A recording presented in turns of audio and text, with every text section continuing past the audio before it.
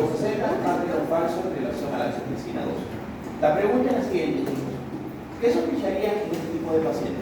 ¿Cuál sería su sospecha? ¿Creen que ustedes están haciendo sus internados, están haciendo internado y le tienen su calidoscopio a la paciente con emergencia? ¿Qué pensarían? Está hipotensa, está taquicárdica, tiene diarrea, tiene fiebre y cosas secas. Podría ser un shock hipovolémico, ¿no? Porque está con diarrea. ¿No? Muy bien, hipotensa, taquicárdica, tiene una cosa. Una deshidratación severa o un tema de un shock hipovolémico de hemorragia. Muy bien, a ver chicos, ¿cuál es el factor o qué factor es el más importante para la secreción de aldosterona? ¿Qué se acuerda? Sistema renina angiotensina 2. Ok. El efecto más importante para la aldosterona, ¿cuál es? ¿Es la renina o es la angiotensina? Angiotensina 2. Ese es el que va de alguna forma, ¿no? Estimular a la producción de aldosterona, ¿no? en la parte de la parte de la corteza de la glándula suprarrenal, ¿no? Ese es el principal estimulador. Pero todo parte de la renina, ¿no? ¿Y la renina dónde se produce? ¿En el órgano? En el riñón. Por medio de esto va a producir el sistema renina angiotensina aldosterona. Sistema renina angiotensina aldosterona. Todo parte de la renina, eso lo vamos a ver. ¿La vasopresina dónde se produce, chicos? ¿Dónde? En el cerebro, en el riñón, en el corazón. Es una hormona. Es una hormona que se secreta en la parte de la hipófisis, en la neurohipófisis, también llamada hipófisis posterior, ¿no? Que es la vasopresina, también llamada hormona antidiurética. ¿Cuál es la función de esta hormona? La función de la vasopresina es, ¿cuál es? Reabsorber el agua que llega al riñón, ¿no? Por medio de unos receptores que se llaman homocorinas. Es el túbulo colector. Esa es la función más importante de la vasopresina. Muy bien. Y tenemos la angiotensina, que finalmente la renina va a convertir el angiotensinógeno en angiotensina 1, ¿no? El angiotensinógeno se produce en esa forma. ¿Dónde? En el hígado. En el hígado. El angiotensinógeno se produce en el hígado y por medio de la renina se va a convertir en angiotensina 1. Y la angiotensina 1 se va a convertir en angiotensina 2 por medio de qué? De la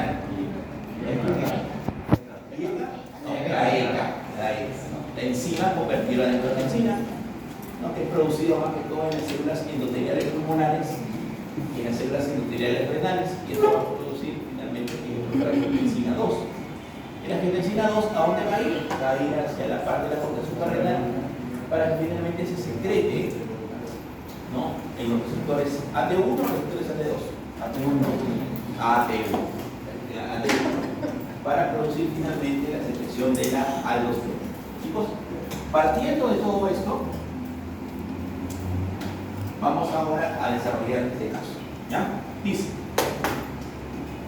sobre la angiotensina 2, potencia los efectos simpáticos para incrementar la acción vasoconstrictora e inotrópica de la angiotensina. ¿Será verdad esto o no? A ver, ¿qué dijimos del efecto simpático? ¿Dónde actuaría, en qué receptor actuaría para hacer efecto vasoconstrictor? ¿Cuál? ¿Alfa? Alfa 1. Para hacer efecto inotrópico, ¿dónde? ¿El receptor?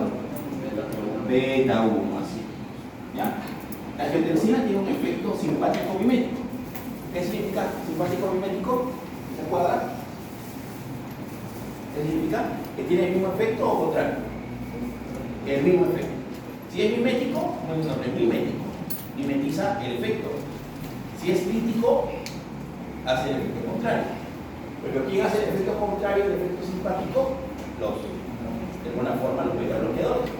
O los efectos muscarínicos de la acetilcolina. ¿No? Es un efecto contrario. Entonces, ¿esta será verdad o mentira, chicos? ¿Es verdad? Porque la angiotensina 2 estimula los efectos simpáticos, es un simpático mimético. Si yo estimulo, chicos, a ver, si yo de alguna forma tengo un efecto inotrópico mayor, ¿cómo va a estar la contracción miocárdica? Igual, normal o disminuida. Si yo tengo mayor contracción, acuérdense de la aumenta. El volumen minuto va a depender de la recarga, de la contractibilidad y de la poscarga. Si aumenta la contractibilidad, ¿cómo va a estar el volumen minuto? Normal, aumentado o disminuido. Aumentado. Así. Entonces, si yo tengo mayor fuerza de contracción miocárdica para aumentar el volumen minuto, esto también es verdad. A ver, si yo estoy deshidratado, chicos, ¿qué va a pasar con la vasopresina? ¿Va a aumentar o va a disminuir? Va a aumentar, porque lo que quiere es que de alguna forma tengamos la mayor cantidad de agua. ¿Cuál es el principal estimulante? El aumento de la osmolaridad. Cuando aumenta la osmolaridad sérica, se secreta más vasopresina. Porque finalmente, si estoy deshidratado, aumenta la osmolaridad, la cantidad de soluto. O lo tasa. Esto manda, esta aumento de osmolaridad manda señales por los receptores, por los quimiorreceptores, para decir, ok, secreten más vasopresina. ¿Por qué? Porque estoy deshidratado. Y el otro efecto es la sed, ¿no? Aumenta la sed. Aumenta la sed y va a aumentar ¿qué? La secreción de agua a nivel de el agua por la vasopresina a nivel renal, ¿no? En los receptores beta 2 de túbulos colectores. ¿Ya? Muy bien. ¿Va a aumentar la secreción de aldosterona? La angiotensina aumenta la secreción de aldosterona, ¿qué dijimos? ¿Que sí o que no? Que sí. No, aumenta la secreción de aldosterona. Es el principal estimulante para la secreción de aldosterona. ¿Esto será verdadero o falso? Verdadero. Y si yo tengo un paciente que está en shock, ¿sería bueno darle algo que le aumente la presión o sería bueno algo que le baje la presión? Que le aumente. Entonces, si yo le doy vasodilatación a un paciente que es hipotenso, ¿sería bueno o mal? Mal. Claro. No le puedo dar yo vasodilatación a un paciente. Por ejemplo, no te podría dar un nitrato que le baje la presión, no es lo más ideal, porque es hipotenso. Oye, necesito darle algo que aumente el volumen. ¿Qué puede ser? Inicialmente cloruro de sodio, sangre, y si no mejora, vasopresores, inotrópicos, vasopresores, noradrenalina. Pero no de frente le damos noradrenalina, porque lo que le falta es volumen. Le damos cloruro de sodio, si es una hemorragia no digestiva, le damos sangre para mejorar la recarga. Pero en este caso sería cloruro de sodio, volumen, cloruro de sodio, volumen para responder la pérdida más que está en shock. Con cuidado porque es una adulta mayor. ¿Ya? A ver, vamos a ver qué nos dice, a ver un poquito la respuesta que nos da el programa para poder hacer un poquito de esto. A ver, lo que estamos conversando. A ver, ¿cuál es el principal estimulante para la secreción de renina? Es la disminución de la perfusión renal. Cuando el aparato busca glomerular de alguna forma sensa que hay disminución de la perfusión renal, va a ser que va a empezar a secretar renina a montones, para decirlo. Y esta renina lo que va a hacer que la angiotensinógeno es producido en el hígado, que ustedes bien lo dijeron, va a convertir en angiotensina 1 y angiotensina 2. Y por medio de la enzima convertidora de angiotensina, por medio de esta que se encuentran en las células endoteliales pulmonares y renales, va a convertir esto en angiotensina 2. Y la angiotensina 2 va a tener varios efectos. Uno de los más importantes es esto, ¿no? Que tiene un efecto óptimico, aumenta la actividad simpática. Aumenta la actividad simpática o tener un mayor efecto inotrópico o de contracción por medio del receptor beta 1, o voy a tener mayor efecto correctivo, ¿no? Mayor efecto por el receptor 4. Alfa 1 está produciendo vasoconstricción. ¿Ya?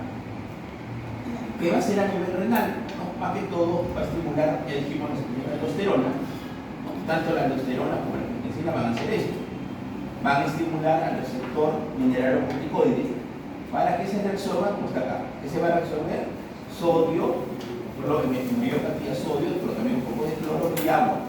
El sodio al agua. ¿Y qué se va a eliminar? Clorina, potasio, así. Este es el efecto de la aldosterona. ¿Ya? De ahí, ¿qué va a pasar? A nivel periférico va a producir vasoconstricción, incrementando la presión arterial. Y finalmente también tiene un efecto de secreción de ¿qué? De hormona antidiurética.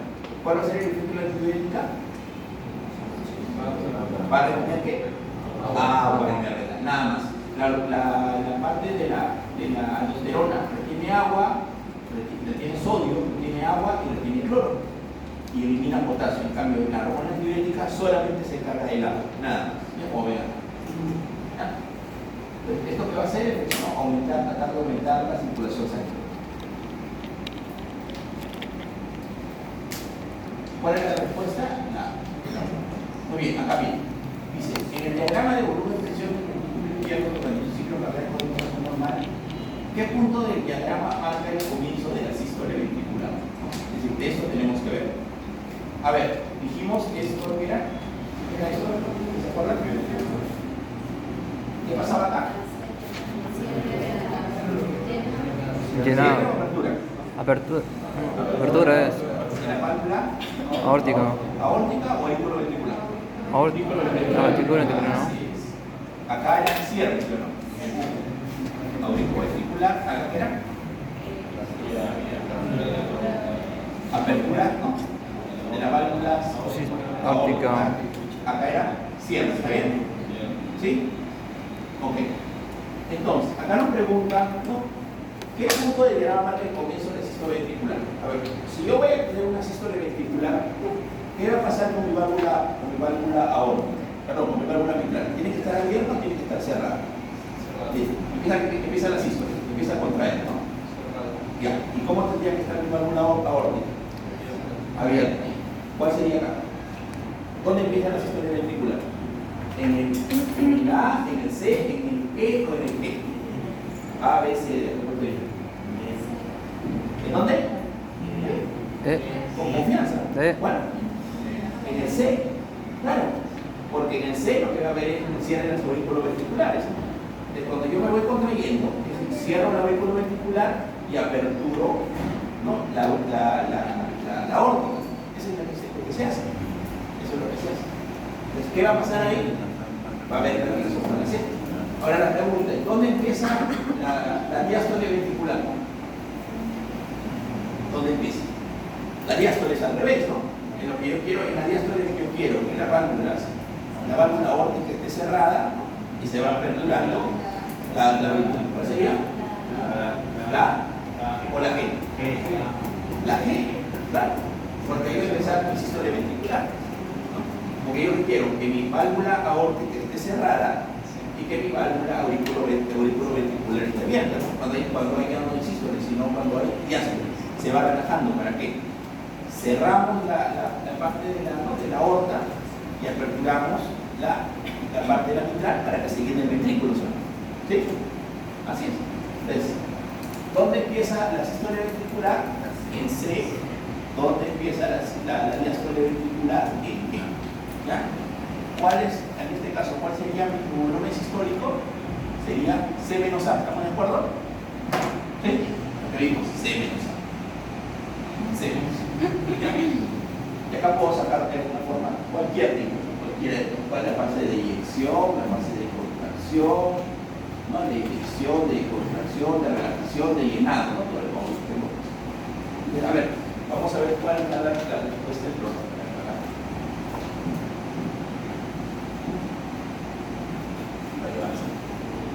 Lo mismo que hemos conversado todos, pero acá hay un resumen.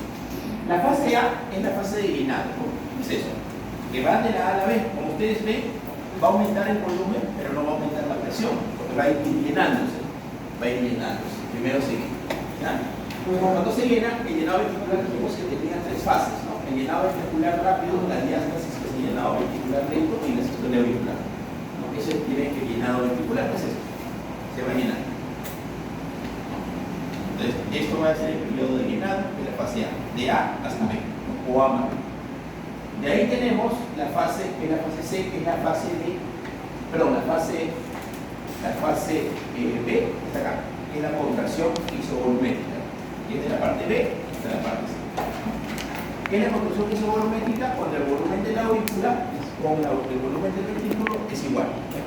Cuando la presión, tanto el volumen tanto en la aurícula como en el ventrículo es igual, se mantiene, está realmente iniciando.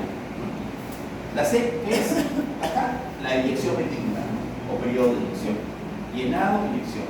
¿Qué es la D? La relajación isovolumen. ¿Ya?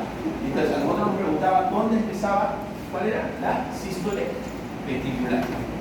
Y dijimos que la diástole ventricular empezaba en la D, en este dibujo, ¿no? Y en la B empezaba la sístole ventricular. ¿Qué clave dijimos que era? La C. La C. Entonces, estos chicos, como ustedes ven, el análisis importante que es, porque acá lo que han hecho es aumentarle más letras nada más. Pero lo que ustedes tienen que tener bien claro es este cuadrito, ¿no? Para poder hacer el análisis. Lo que explicábamos al inicio, dónde está el primer ruido, dónde está el segundo ruido, ¿no? ¿Qué significa esto? ¿Qué es el volumen sistólico? ¿Cómo lo puedo calcular? ¿No? Y eso nos va a ayudar.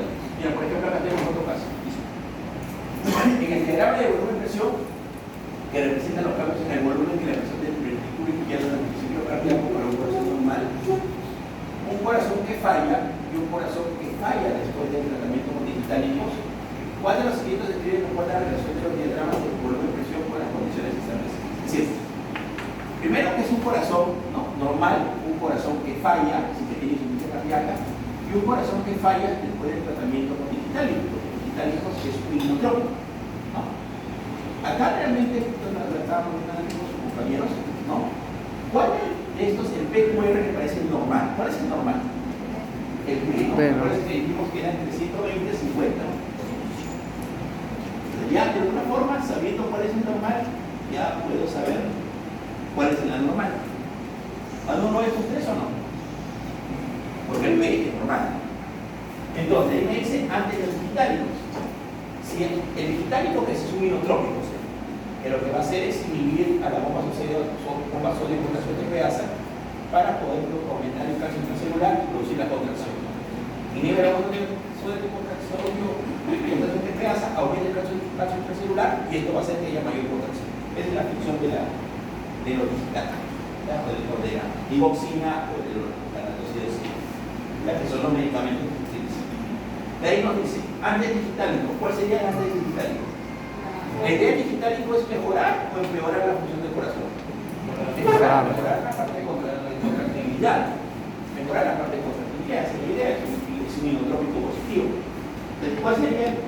¿Cómo sería un corazón ahí que está fallando? R. Así es. Si nuestro corazón está tan perro, va a empezar el R. ¿Por qué? Porque vamos a tener mayor volumen. No tiene insuficiencia cardíaca, ¿cómo va a estar? ¿No? Con un volumen aumentado, ¿no? Porque no va a poder eliminar cada vez tener más volumen, más volumen, más volumen. Y si yo le doy un digitálico, la idea es mejorarlo o empeorarlo. Mejorarlo. Si irá hacia la derecha o si irá hacia la izquierda. Hacia la izquierda. ¿Sí? Si yo le doy un digitálico, va a tratar de mejorar, ¿no? Es decir, ¿de qué? De tener un menor llenado ventricular, que es la idea, ¿no? Muy bien, ¿cuál sería la respuesta en este caso? ¿Cuál? La B. La B. La B, ¿no? La B, porque este es normal, ¿no? Es antes del digitálico, si le dice C, y después que le puse el digitálico, ha mejorado. ¿Cuál sería la respuesta entonces? La B. Muy bien. Así es. Ya vamos a ver acá la respuesta.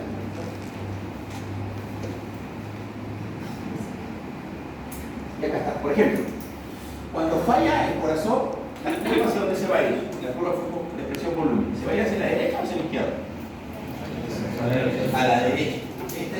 Esto que está azul es lo normal, ¿no? Esto es lo que está subrayado. Cuando de alguna forma falla el corazón, ¿qué va a pasar? El volumen del diastólico se va a ir hacia el lado derecho, ¿sí? De alguna forma va a ser menor, no va a aumentar, y de alguna forma también la curva de volumen va a aumentar la presión, tanto el volumen como la presión. Acá está. En ambos gráficos las líneas continuas representan el ácido normal de su volumen y las líneas de nivel indican la forma en la difusión sistólica desplaza la curva de presión isovolumétrica de volumen a la derecha, lo cual reduce el volumen por la derecha. Si la curva se va hacia la derecha, el volumen sistólico va a disminuir, ¿ya? Si de alguna forma yo lo llevo hacia la izquierda, va a tratar de mejorar, o a lo normal. La idea es llevarlo a lo normal, la idea del inotrópico es llevarlo a lo normal. Igual acá bien, si yo tengo un paciente que tiene sobrecarga de volumen, el A es normal, condición normal. En vez de estar sobrecarga de volumen, ¿qué va a pasar acá? Va a ser una ir la curva. Porque va a aumentar mi volumen telesistólico y va a aumentar mi volumen diastólico y telesistólico. ¿Por qué? Porque al final de la sístole, ¿cómo va a estar el volumen del ventrículo? Lleno de sangre, ¿sí? Volumen aumentado. ¿Y cómo va a estar al final de la sístole? Va a estar lleno, porque no va a poder contraer bien la resiliencia. Un corazón enfermo, una insuficiencia cardíaca. Esto explica cambio. Esto explica cambio. ¿No? ¿Hasta dónde se va a ir? Hacia el lado izquierdo. Acá está la presión y está el volumen. Acá está. De alguna forma, la presión no va a cambiar mucho, pero el volumen sí. Dice, la sobrecarga del volumen descompensada por el aumento del volumen diastólico y disminución de la contractilidad. ¿No? El aumento del volumen intraventricular repercute en un aumento de la presión, define la diástole intraventricular, ¿no? Que deteriora aún más la función miocárdica. Altera un poco más la función miocárdica. En el otro lado, por ejemplo, es polisis cardíaca por deterioro de la contractibilidad. Si yo tengo acá A, ¿hacia dónde va a llevar si no la tengo en un corazón? Hacia el lado derecho, ¿sí? El estado final de todo tipo de sobrecarga ventricular recibe ese deterioro de la contractibilidad que lleva a un aumento de la presión y volumen al fin de la diástole, aumento del volumen al fin de la sístole y una disminución del volumen inicial, lo que produce la disminución del gasto cardíaco y consecuentemente insuficiencia cardíaca. Es decir, de alguna forma, cuando hay deterioro de la contractibilidad, también me va a llevar hacia el lado derecho. ¿Qué me va a llevar hacia el lado derecho? De alguna forma, cuando hay alteraciones en la precarga, ¿no? El aumento de la precarga, aumento de la postcarga o alteraciones en la contractibilidad. ¿Qué va a ir hacia la izquierda? Cuando de alguna forma tenga disminución de la precarga. Cuando tengo disminución de la precarga, en un shock me va a llevar tanto la presión y el volumen hacia el lado. Y esto es lo normal, la idea es esto. En cambio, cuando yo aumento la contractibilidad, ¿no? Si yo le doy un medicamento para que aumente la contractibilidad, lo que decíamos, ¿no? La idea cuál es, llevarlo hacia acá o hacia acá, no hacia acá, ¿no? Hacia de alguna forma, tratando de llevarlo a lo normal. Acá, ¿qué va a pasar? Acá lo que va a disminuir es el volumen sistólico, no telesistólico. Y el volumen telesistólico aumenta, pero también va a aumentar la presión. Aumenta la presión y aumenta el volumen telesistólico. Si aumenta el volumen telesistólico, ¿cómo será el volumen sistólico final? ¿Mayor o menor? A ver, vamos a poner para analizar. Vamos a poner acá el ejemplo. Bien. Vamos a decir que este es 120 y este es 50. Entonces acá cuánto tendrá? 30, digamos. ¿Ya? 120 menos 50 es 70. Y 120 menos 30, ¿cuánto será? 90. Si yo disminuyo el volumen telesistólico, ¿qué va a pasar? ¿Va a empeorar o va a mejorar la función del volumen inútil o el volumen sistólico? ¿Mejoraría o no? Claro. Así está. Aumenta porque el ventrículo genera mayor presión durante la sístole, aumentando el volumen sistólico. Y la presión de eyección, entonces, el telesistólico disminuye. Es decir, el volumen telesistólico al final de la sístole no va a disminuir. ¿No? Y es así. Si yo le pongo acá, 120 menos 50, 70. 120 menos 30, 90. ¿No? ¿Está bien? Es decir, ha aumentado mi volumen. Mi volumen sistólico, mi volumen sistólico. Ha aumentado, ¿no? Entonces, el telesistólico disminuye. El telesistólico es al final de la sístole, pero el volumen sistólico ha mejorado. Mayor presión en la sístole aumentando el volumen sistólico. ¿Ya? Entonces, de alguna forma esto va a mejorar el volumen sistólico. ¿No? Esa es la explicación. ¿Cuál es la idea del aumento de la contractibilidad? Darle mayor contracción, ¿para qué? Para mejorar de alguna forma, ¿no? Mi volumen sistólico, pero ¿cómo? Alterándose el volumen telesistólico final. ¿Ya? Telesistólico final. ¿Cuál era la respuesta entonces? ¿Cuál dijimos? ¿La cuál? La B, ¿no? ¿Estamos de acuerdo? A ver, por ejemplo, chicos, a ver, otro ejemplo más, ¿sí? para poder entender un poquito mejor esto. Si yo tengo, por ejemplo, un paciente que le doy un beta bloqueador, ¿hacia dónde creen que se va a ir la curva? ¿Hacia más hacia acá o más hacia acá? ¿A dónde? ¿Para acá? A ver, ¿cuál es la idea de darle un digital a un paciente? Mejorar la contracción, ¿sí? Para mejorar la funcionalidad cardíaca, el volumen sistólico, ¿sí? En cambio, si yo le doy un beta bloqueador, ¿cómo va a estar la parte de contracción? ¿Peor o mejor? Porque ¿qué hace de alguna forma los beta bloqueadores? ¿Aumenta la contracción o la disminuye? Disminuye. Si yo, un paciente que sea con insuficiencia cardíaca, le doy un beta bloqueador, lo voy a empeorar. Porque finalmente le voy a quitar esa posibilidad de mejoría de contractibilidad. ¿Hacia dónde sería la curva? ¿Hacia la derecha o hacia la izquierda? Hacia la derecha, ¿no? Porque va a empeorar. Empeorar, por ejemplo, un paciente que tiene insuficiencia cardíaca aguda no le puedo dar neutrónico. Porque si alguna curva de volumen, me va a llevar para acá. Me va a llevar para acá. ¿Ya? Entonces, los digitálicos van a tratar de aumentar o mejorar llevándole la curva de volumen hacia la derecha. Y la parte de los bloqueadores más bien hacia la izquierda, pero y los bloqueadores van a llevar la curva de volumen hacia la derecha. Va a estar el paciente mucho más. ¿Ya?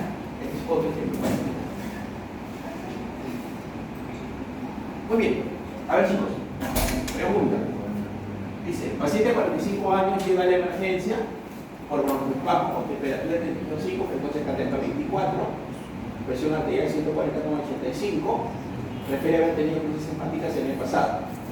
¿Qué antihipertensivo está contraindicado? Esa fue. Beta bloqueante. Muy bien. ¿Por qué? A ver, ¿qué tiene el beta bloqueante? ¿Qué bloquea? Ya, ¿con qué mismo receptor? Beta 2. Así es.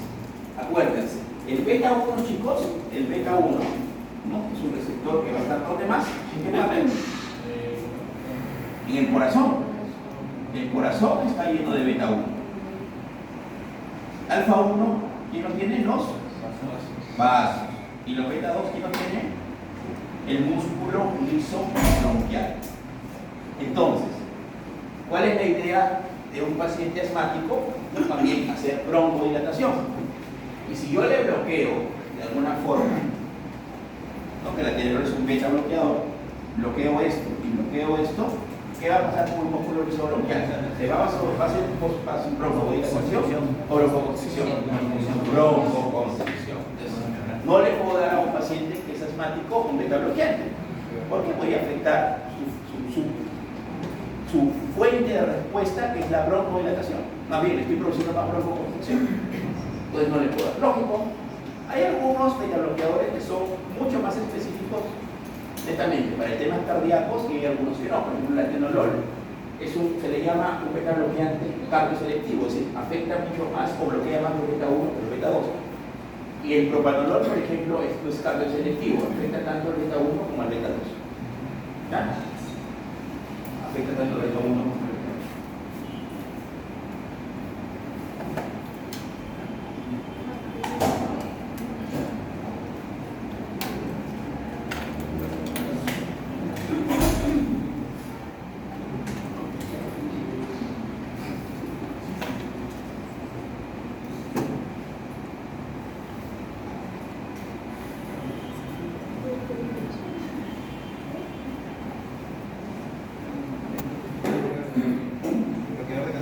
Como un bloqueador de los canales de calcio. Que hay dos tipos, los dihidropirínicos y los no dihidropirínicos. El ernestrino es un dihidropirínico. El difenipino es un dihidropirínico. El verapamilo es un no dihidropirínico. El Distiacet es un no dihidropirínico. Hay varios medicamentos.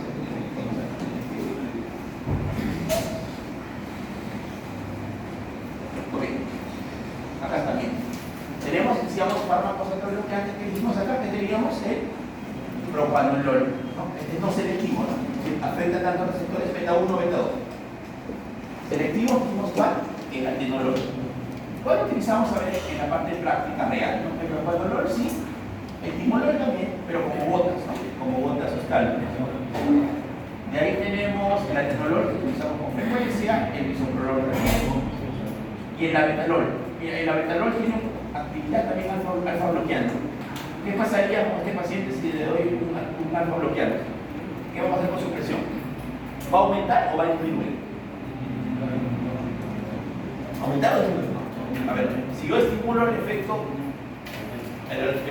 alfa 1, ¿qué va a haber? ¿Vasodilatación o vasoconstricción? Vasoconstricción. Si Si yo bloqueo si yo lo bloqueo, ¿qué va a pasar? Vasodilatación. Así es. Entonces, este medicamento lo utilizamos mucho en ¿qué? En emergentes hipertensivas. ¿Ya? Emergentes hipertensivas. ¿No? De otra forma, ¿qué más bien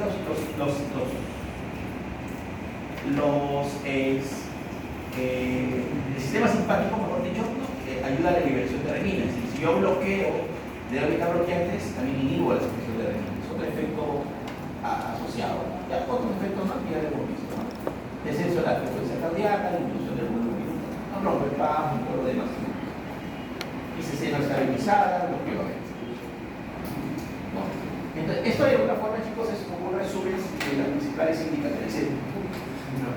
El tipo de paciente al cual uno debería dar. Por ejemplo, diuréticos, a los ancianos se puede dar diuréticos y generalmente pueden bajar la presión y no puede ser nervioso, ¿no? A los afrodescendientes también. ¿Qué tipo de diurético le puede dar a un anciano? Como diurético. A ver, ¿qué tipo de diurético conocemos? La hidroclorotiazida. Tenemos las tiacidas, ¿no? La hidroclorotiazida que vamos a poner. Hidroclorotiazida. Mecanismo de acción, ¿dónde actúa, chicos? ¿Están viendo? ¿Cuál? En el contorneado. ¿Cuál? ¿Contorneado o distal? Distal. Que bloquea el importe de cloro con sodio. Es sodio-cloro. Eso es lo que. Esa es la hidroclorotiazida. Generalmente le vamos a dar a pacientes ancianos o a pacientes afrodescendientes. Porque son volemio dependiente en la presión. En un paciente de insuficiencia cardíaca, ¿qué le daría? ¿Qué tipo de diurético? Un paciente con insuficiencia cardíaca aguda que de emergencia, con disnea única. Con disnea progresiva, intensa. ¿Qué tipo de diurético? A ver, opciones: hidroclorotiazida, espironolactona o furosemida. Furosemida. Se le da diurético de ácido. La mayoría de insuficiencia cardíaca se le puede dar furosemida. Diurético de ácido. Es el medicamento que utilizamos para el manejo de la insuficiencia cardíaca aguda. Y si tengo un hiperaldosteronismo secundario, ¿qué le daría? ¿Qué sería mejor? Darle una furosemida, una espironolactona o una tiazida. Si tengo la aldosterona alta, ¿qué me bloquea? ¿Qué diurético me bloquea la aldosterona? La espironolactona. Es un bloqueador, bloquea el receptor mineralocorticoide en las células principales renales en los túbulos colectores. Esa es la función. ¿Ya? Muy bien. La hidroclorotiazida, este es un problema que aumenta la reabsorción de ácido úrico y altera el perfil lipídico, aumentando la absorción, ¿no? de triglicéridos y colesterol. Entonces, si yo tengo un paciente diabético, por ejemplo, o con gota, ¿no? O un paciente con alto factor de riesgo cardiovascular, mejor utilizar tiazida porque me va a aumentar el ácido úrico y me puede aumentar los valores de triglicéridos. ¿Ya? Muy bien, betabloqueantes. ¿Qué dijimos? ¿Cuáles eran las contraindicaciones? No fue PAM, ¿no? Y hay pacientes con más. Pero es bueno para cardiopatía isquémica, ¿no? Un paciente que ha tenido un infarto o un paciente que tiene una angina, ¿no? Se le puede dar, es un buen antitetinoso, porque ¿qué va a hacer? Disminuye la frecuencia cardíaca, disminuye el trabajo cardíaco. ¿Y será bueno para el corazón eso o no? Claro. Si yo a un paciente infartado o un paciente que tiene angina, le disminuye la frecuencia cardíaca, le disminuye el volumen sistólico, va a ser bueno, porque estoy haciendo ese corazón trabajar más y trabajar menos. Trabajar menos. Es bueno darle. Taquiarritmia sin hipertiroidismo, ¿no? Por ejemplo, tengo un paciente que tiene un tema de arritmia cardíaca, una fibrilación auricular y aparte es hipertiroideo, sería bueno darle betabloqueante.